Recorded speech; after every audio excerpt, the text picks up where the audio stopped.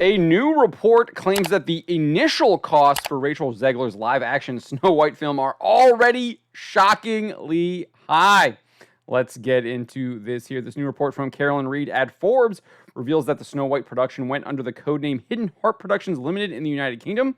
According to Reed, in the UK filings for the company, the Walt Disney Company had already spent $209.3 million as of July 31st, 2022.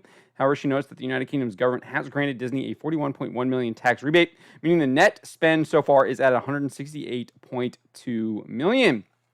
The key thing to point out here is that these are just the costs through July 31, 2022, and do not include any production costs incurred after that date. Ford rightly notes its costs are likely to rise sharply as more than a year of post-production still had to be done after the date of the financial statements. It's not just post-production that will increase the cost, though we know from earlier this year they were also doing pickup shots without Rachel Zegler.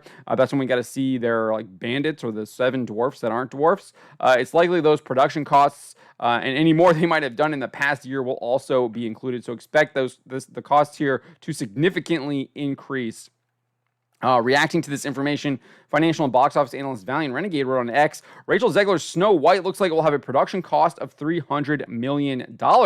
I think it's quite possible it could go even higher than $300 million, given the production costs that were incurred over the past year, as well as any kind of post-production work the film will undergo, as I kind of just said. Nevertheless, Reed claims based on these initial numbers, the film will need to gross $336.4 million to break even.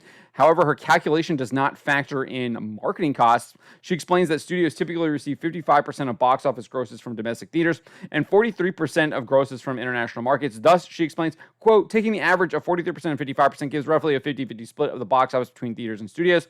She then concludes if Disney retains around 50% of the takings from Snow White, the movie will need to gross $336.4 million just to cover its baseline spending of $168.2 million. Remember, that's the baseline that we're seeing right now just as of 2022, July 31st, 2022. So that doesn't even include this year or post-production.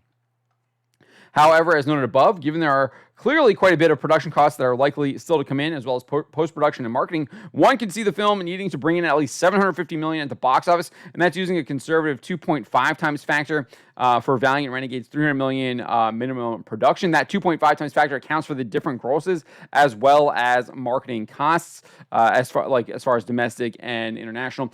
Given the massive budget, it's unlikely the film will recoup its costs. The most recent live-action film, The Little Mermaid, only grossed $569.1 million this year, and these huge budgets are becoming a big concern for Wall Street analysts, which dictate the stock price for the Walt Disney Company, that sweet ESG money as well. Financial analyst Valiant Renegade recently pointed out that Needham analyst Laura Martin, who recently attended a 120-person investor presentation at Walt Disney World, shared that Iger did not discuss the company's film weakness at the box office. He said, the Disney film weakness, meaning the weakness of the films that Disney is releasing into theaters, which we have covered here, quite frankly, and laughed at quite a bit. He later discussed a section of Martin's report focused on this box office weakness. Martin explained, I actually have seen this report as well. Martin explained that Iger did address the company's box office problem, but his solution is cutting back on the amount of Marvel movies and TV shows being produced, as well as cutting back how much they cost. He said this in a bunch of earnings results calls, as well as to CNBC and all this stuff. So he's kind of been saying this over and over again. It's clearly a talking point. It's one that they gave out with Star Wars. We're like, oh, we're putting out too many Star Wars stuff. It's just it doesn't really make any sense. I think it's just a talking point. I don't even know why who would believe it. And then interestingly though, Martin also detailed this about Pixar. She said Pixar directors are mostly new, so he feels Disney is better off assigning them existing characters and stories through sequels rather than starting from scratch like Elemental and Turning Red.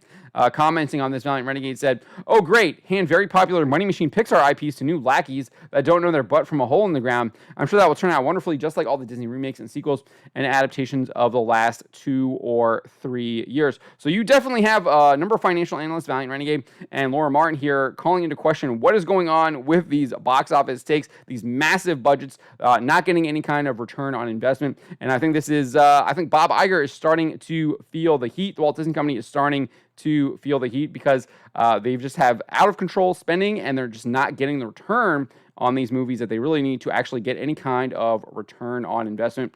And I think the clock is indeed ticking on the Walt Disney Company. Subscribe for more.